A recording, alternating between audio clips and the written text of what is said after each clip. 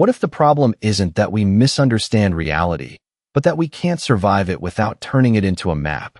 Because the moment the human mind encounters chaos, it does something almost invisible, almost automatic. It draws a structure over it. A frame, a system, a story_map. But here's the contradiction no one talks about. The more detailed the map becomes, the less we actually feel the terrain it was supposed to represent. Why do we trust structure more than experience itself? In the modern world, this isn't just philosophy, it's survival behavior. We don't just tell stories anymore. We engineer them. We don't just remember events. We organize them into frameworks, timelines, models, and cognitive systems. From social media algorithms to business strategies, from psychological frameworks to AI-generated narratives, everything becomes a map of meaning. But there is a hidden tension inside this. Because every story_map is also a silent act of reduction. It takes something alive, unpredictable, and multidimensional, and compresses it into something readable, something controllable, something safe. And that safety comes at a cost. There's a psychological function buried inside this behavior, control through understanding. The mind whispers, if I can map it, I can manage it. But what if that is the first illusion? A memory fragment appears here, an old wooden compass drawn in ink, cracked at the edges, annotated by countless hands trying to fix directions that were never stable to begin with. It didn't guide people through reality. It guided them through their belief about reality. That distinction changes everything. And here's where the contradiction sharpens. The map does not just describe reality, it filters it. It removes what cannot be labeled. It erases what cannot be structured. And in doing so, it quietly edits your perception of what existence even is. Another memory fragment, a torn manuscript of overlapping diagrams, each one claiming to explain the same phenomenon, yet none of them matching each other. Different systems, different truths, same reality underneath. Or maybe different realities depending on who is mapping. So the question becomes unavoidable. Are we understanding the world better, or are we slowly replacing it with simplified versions we can tolerate?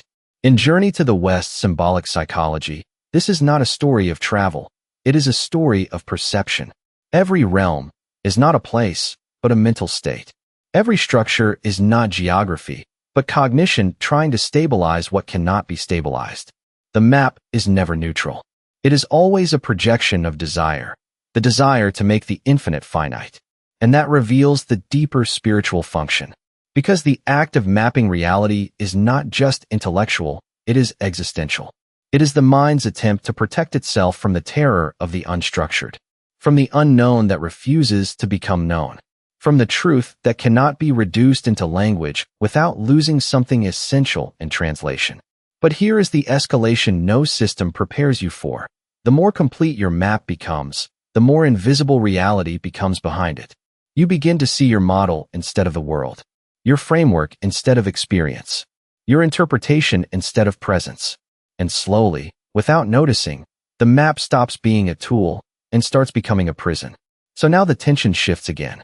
If every story_map is both insight and distortion, both clarity and confinement, then what exactly are we building when we build understanding? And more dangerously, if the map is all we trust, then what happens when reality refuses to match it anymore? If the mind builds maps to understand reality, then why does reality feel more distant the more detailed the map becomes? That's the deeper fracture opening beneath everything we explored before, not just the existence of structure, but the cost of living inside it. Because once a story_map is created, it doesn't stay passive. It begins to organize perception itself. It starts deciding what matters, what can be ignored, and what is even allowed to exist inside awareness. But here's the contradiction. If the map is supposed to help you see reality more clearly, why does it so often replace reality entirely? A memory fragment surfaces, an old navigational scroll sealed in wax, marked with layers of corrections. Each generation of the map makers added precision, but also added distortion. The coastline became sharper, the rivers more logical, but the world it described slowly stopped matching anything that could be touched. The map became perfect. The world became irrelevant. And this is where the psychological function deepens. The human mind doesn't just map reality. It negotiates with uncertainty. It says, if I define it, I don't have to feel lost inside it. But loss is not a bug in consciousness. It is the default state of encountering something too large to contain. So what happens when we refuse that loss? We begin replacing experience with explanation. In modern terms, this shows up everywhere. We don't just observe behavior, we categorize it. We don't just feel emotions, we label them, optimize them, track them. Even suffering becomes structured into frameworks of productivity or self-improvement. The story_map expands until it covers not just the world, but the self. And here lies a subtle reversal. The more we map ourselves, the less we are able to experience ourselves. A second memory fragment appears, this time not an object, but a pattern, a series of overlapping diagrams describing the same human emotion, each one more precise than the last, yet none of them capable of capturing the actual feeling when it arrives. The diagrams don't fail because they are wrong. They fail because they are incomplete by nature. In the symbolic language of Journey to the West's psychological allegory, this is the moment where perception becomes its own realm. Not heaven or earth, but a constructed mental domain where meaning is assigned rather than discovered. Every structure becomes a kind of invisible architecture of belief. And here is where Buddhist philosophy quietly enters the frame. Because what is a map, if not attachment to fixed perception? And what is suffering, if not clinging to that fixation even when it no longer matches reality? But the shadow function resists this realization. It insists, without structure, there is chaos. Without mapping, there is blindness. And it is not entirely wrong. This is the paradox. Structure gives survival, but overstructure removes contact with what is alive. So the conflict is no longer between knowledge and ignorance. It becomes a deeper tension between control and presence. Because every time the mind strengthens its story_map, it weakens its ability to be surprised by reality. And surprise, true, unfiltered encounter, is where lived experience actually happens. A third memory fragment emerges, a cracked mirror used not to reflect faces, but to measure them. Over time, people stopped looking into it to see themselves. They started using it to confirm whether they matched the expected shape. Reflection turned into verification. Identity turned into compliance with a pattern. And this is the escalation point. When the map becomes more trusted than perception, perception becomes secondary. Now the question shifts again. If our internal frameworks determine what we can even notice, then are we still observing reality, or just interacting with a model of it that we mistake for truth? Modern systems amplify this at scale. Algorithms don't just show us the world, they reinforce the version of the world that fits our existing map. Every feed, every recommendation, every optimized pathway of information strengthens the illusion that the map is complete enough to rely on. But completeness is the illusion that keeps the system stable. And stability, in this case, may be another word for limitation. So the deeper contradiction emerges. The story_map protects us from confusion, but it also protects us from discovery. And if discovery requires stepping outside the map, even for a moment, then what exactly remains of the self that built it in the first place? Or more unsettling still, if every perception you trust is already mapped, filtered, and reinforced, then who is actually looking at reality? If every layer of understanding is built on a map, then what happens when the map no longer describes the world, but instead defines what the world is allowed to be? That is where the crisis begins. Because at first, the story_map feels like liberation. It reduces uncertainty, organizes noise, and transforms chaos into something readable. But as it deepens, something subtle happens. It stops being a tool of interpretation and starts becoming a filter of existence itself. You don't just use it to understand reality anymore. You begin to experience reality only through it. And here is the contradiction that fractures everything. The system that was built to expand understanding begins to quietly limit what understanding is even possible. A memory fragment surfaces, an architectural blueprint layered over a city that never existed in physical space. Streets perfectly aligned, districts logically divided, movement optimized. But no one remembers who designed it. And more importantly, no one questions why the real city slowly began to reorganize itself to match the blueprint. The map did not describe the city anymore. The city adapted to the map. So who is actually shaping who? The psychological function here becomes sharper, almost uncomfortable. The mind is no longer simply mapping reality for clarity.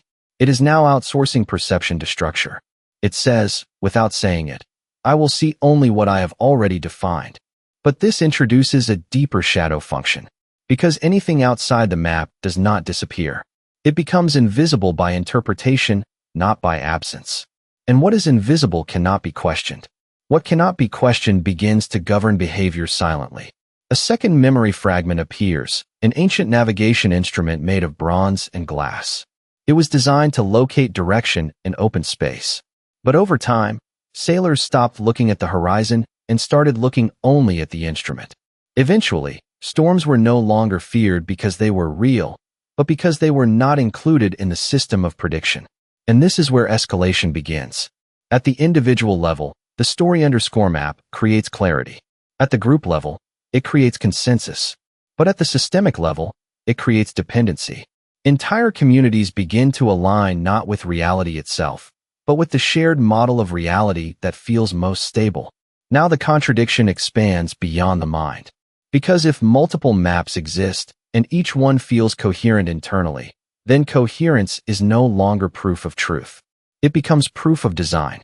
And design can be inherited, learned, or imposed. A third memory fragment surfaces, this time not a physical object, but a cognitive pattern, a series of competing diagrams explaining the same phenomenon, each one perfectly logical within its own framework, yet completely incompatible with the others. No single diagram is wrong, but not all of them can be real at the same time. And yet, they all influence decisions in the same shared world. This is the hidden tension inside modern perception systems. The more advanced the mapping becomes, the more fragmented reality feels across different observers. And now the escalation reaches a cultural level. In Journey to the West's allegorical psychology, this is not about geography or travel. It is about consciousness splitting into layers of interpretation, where each realm is a projection of internal structure. The higher the structure, the more convincing the illusion of stability. But stability, in this framework, is not enlightenment. It is simply a refined form of limitation. The spiritual function begins to reveal its paradox. Because the intention behind mapping is not inherently wrong. It is a response to fear. Fear of the unknown, fear of chaos, fear of dissolution. But when that response becomes total, it stops being protection and becomes confinement. And here lies the uncomfortable reversal.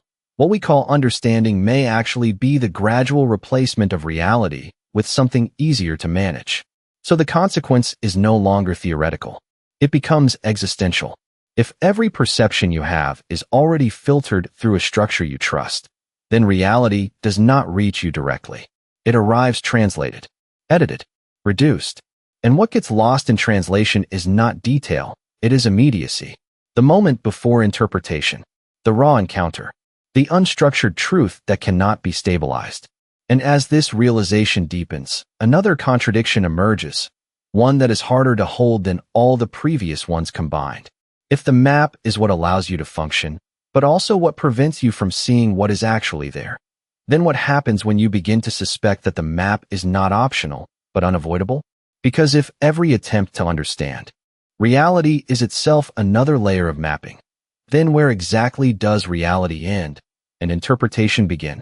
At some point, a question stops being philosophical and becomes structural. If every attempt to understand reality is already a form of mapping, then what exactly is doing the understanding? Because by now, something has quietly shifted beneath everything. The story_map is no longer just a lens. It is no longer even a filter. It has become the environment through which perception itself is constructed. And that means the real revelation is not that we use maps, but that we cannot step outside them without losing the ability to interpret anything at all. This is the turning point. The revelation is this: the map was never separate from the mind that created it. It is not an external system imposed on perception. It is perception organizing itself into something it can tolerate. A memory fragment surfaces, an old astrolabe suspended in glass, once used to measure the position of stars. Over time, it was refined, recalibrated, digitized. But the most important change was not technological. It was psychological. The user stopped looking at the sky and started trusting the instrument more than the sky itself. And eventually, the sky became irrelevant unless the instrument confirmed it. So the instrument did not replace reality. It replaced trust in reality. And that is the deeper insight emerging now. The story_map is not a representation of reality. It is a negotiation with uncertainty, a psychological contract that says, I will only engage with what I can structure. But this contract has consequences far beyond clarity. Because what cannot be structured does not disappear, it becomes excluded from awareness. Another memory fragment appears, this time a fragmented manuscript written in overlapping annotations, each layer attempting to correct the previous one. But instead of convergence, the layers drift further apart. Not because reality changed, but because each correction added another interpretive lens between the observer and what is being observed. This reveals something essential about human nature. We do not fear ignorance as much as we fear unstructured experience. Ignorance can be corrected, but unstructured reality cannot be contained. And here is where the spiritual function becomes unavoidable. Within the allegorical psychology of Journey to the West, this reflects a fundamental tension between illusion and awakening. Not illusion as deception, but illusion as stabilization. The mind constructs layers not to lie to itself, but to survive the intensity of raw existence. Every realm is a refinement of perception designed to make reality inhabitable. But refinement has a hidden cost. It distances the experiencer from immediacy. A third memory fragment surfaces, an ink painting of a landscape that becomes more detailed the longer it is observed, yet somehow loses depth as clarity increases. Mountains become precise, rivers become measurable, but the sense of scale, the feeling of being within the landscape, fades. And this is the contradiction at the heart of mapping consciousness. Clarity increases, but presence decreases.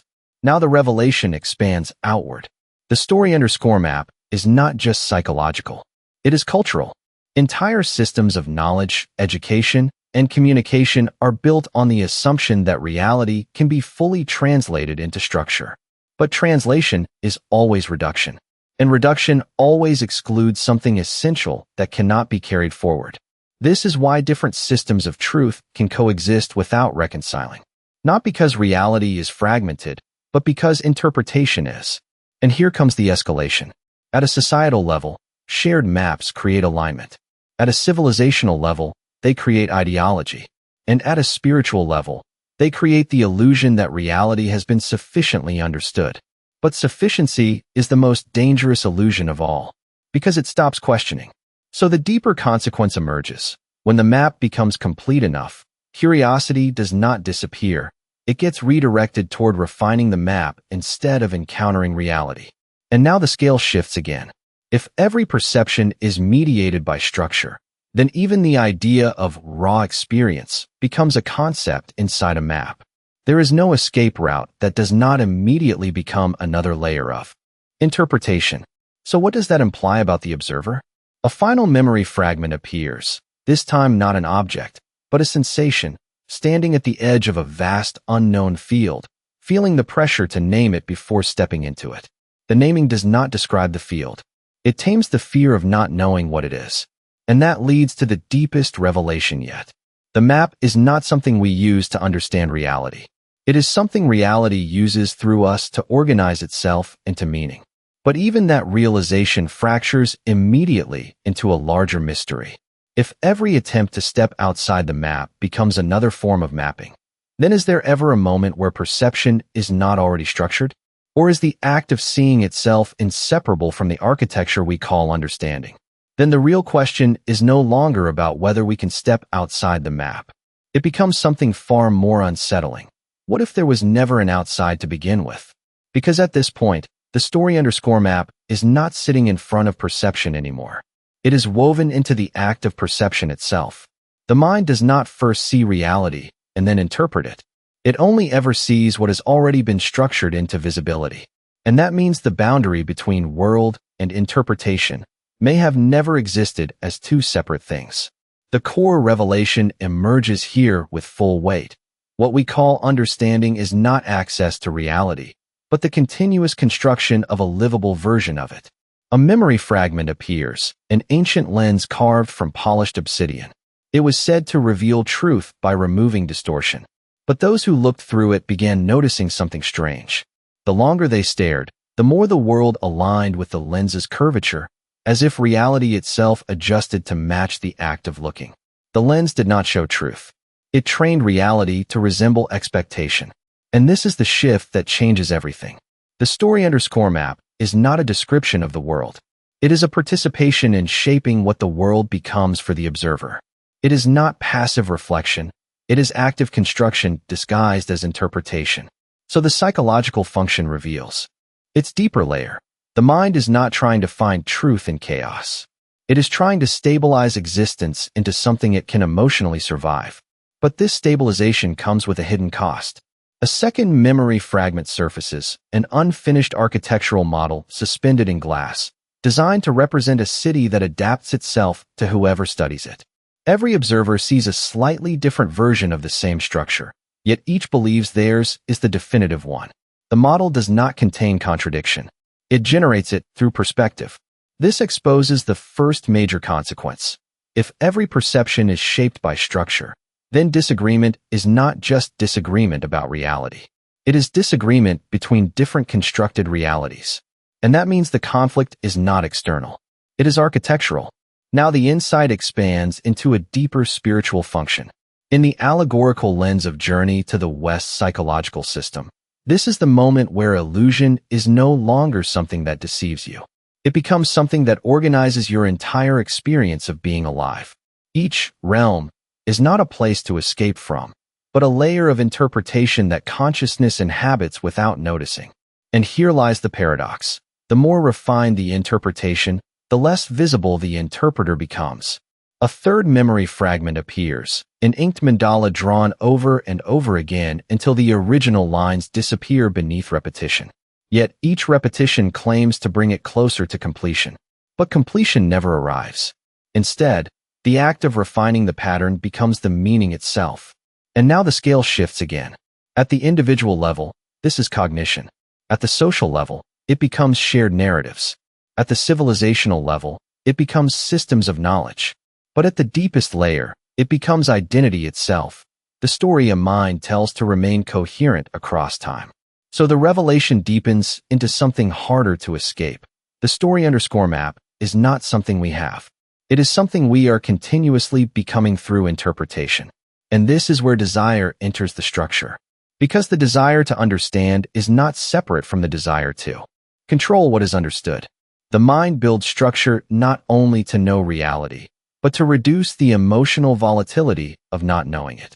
But what gets hidden in that process is the raw immediacy of existence before interpretation. A final memory fragment emerges, a cracked prism placed in direct sunlight, scattering light into precise geometric patterns. Yet no one can tell whether the prism is revealing the light or simply deciding how the light is allowed to appear. And here is the deepest integration of all layers. Attachment to structure creates identity. Identity creates perception. Perception creates the world that is experienced. And the world that is experienced reinforces attachment to structure. A closed loop. Not a mistake in the system, but the system itself. From a Buddhist philosophical perspective, this is not merely illusion in the sense of falsehood.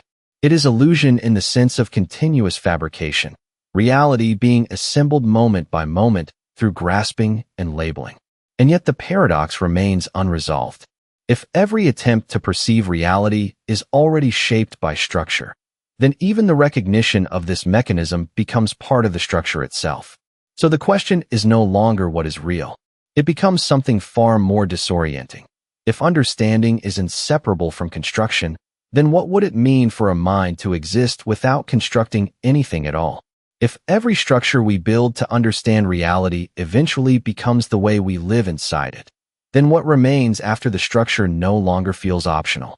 That is where consequence becomes unavoidable, not as an outcome, but as a condition of existence itself. Because at this stage, the story_map is no longer something the mind consults. It is something the mind is composed of. Every perception, every judgment, every sense of direction is already pre-shaped by layers of interpretation that feel natural only because they have never been absent long enough to be questioned. And here is the first irreversible consequence. Once reality is filtered consistently through structure, unfiltered reality stops being recognizable even when it appears. A memory fragment emerges, an abandoned observatory where the telescope was permanently fixed onto a single calibrated direction. Generations passed, and no one remembered that the instrument was once movable. The sky did not change, but the range of what could be seen slowly narrowed until the invisible became indistinguishable from the non-existent. So what is lost is not reality itself. It is the capacity to perceive reality outside of interpretation. And that changes everything at the psychological level, because the mind begins to mistake coherence for truth. If something fits the structure, it feels real. If it does not, it feels irrelevant. This is how perception becomes domesticated, not through force, but through familiarity. A second memory fragment appears, an intricate set of overlapping maps stored in a library that no longer has visitors. Each map was designed to improve understanding, but over time, they became so detailed that they contradicted one another in subtle ways. Yet instead of confusion, they produced confidence, because each observer simply chose the version that matched their internal expectations. And this is the second consequence. Truth becomes personalized without ever being declared subjective. At the level of society, this creates alignment systems. Groups form around shared story maps that feel internally consistent. At first, this creates coordination, accuracy. So the legacy is not just misunderstanding. It is inherited confidence in interpretation. From a civilizational perspective, this creates a silent transformation. Knowledge becomes less about encounter and more about consistency. Systems become optimized for predictability rather than truth. And over time, unpredictability itself is treated as error rather than information. But the deeper legacy is internal, because the archetype of the mind shifts from explorer to organizer, from one who encounters reality to one who maintains a coherent, internal model of reality. And once that shift stabilizes, even intuition becomes something that must be validated by structure before it is trusted. A fourth memory fragment appears, a cracked mirror used in a research facility to compare human responses. Over time, participants stopped reacting to what was reflected. They began reacting to whether the reflection matched their expectation of how they should react. The mirror no longer showed behavior. It shaped it.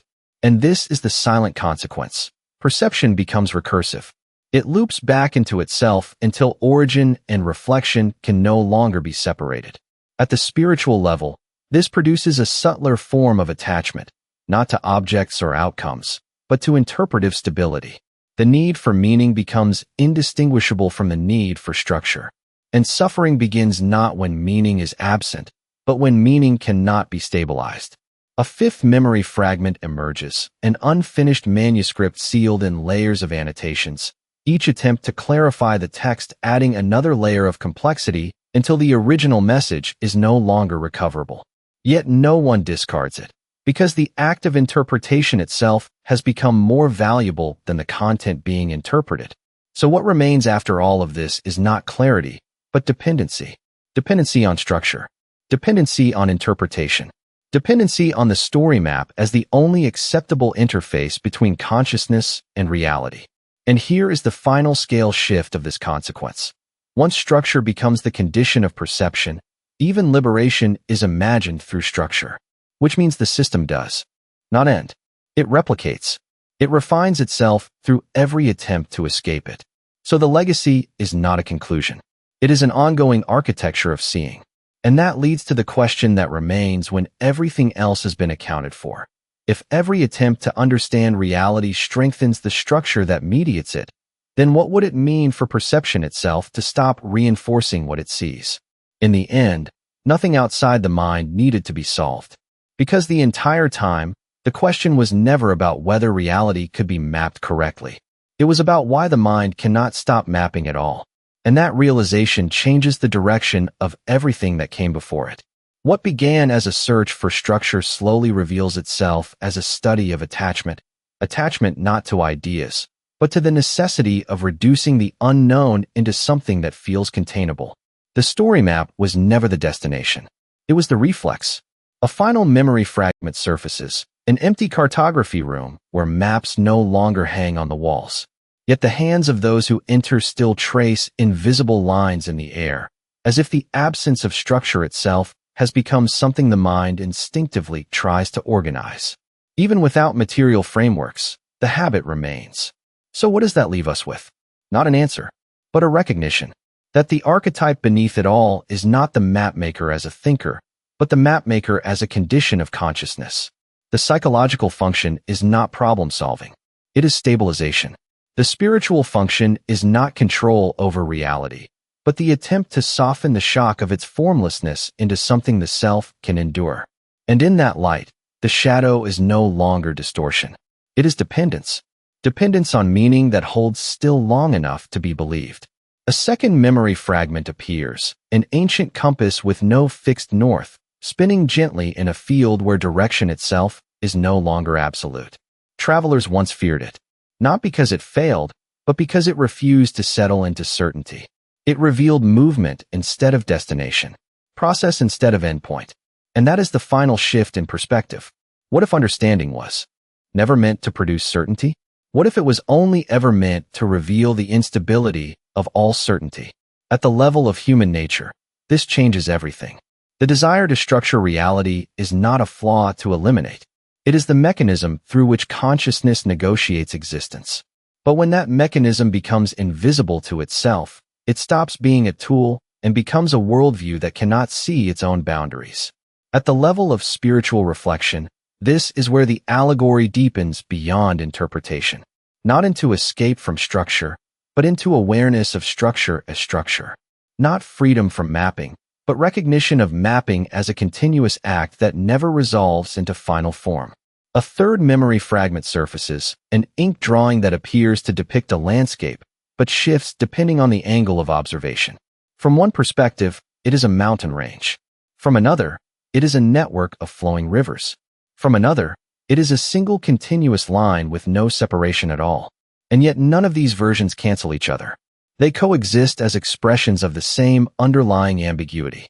So what remains after all interpretations have been exhausted is not clarity. It is humility before perception itself. And here is the echo that lingers beyond every structure that tried to contain it. If every attempt to see reality creates another layer of seeing, and every layer becomes part of what is seen, then perhaps the question was never how to step beyond the map, but whether the one who seeks to step beyond it is already another shape drawn within it. And if that is true, then where does perception end, and what would it even mean for it to ever begin?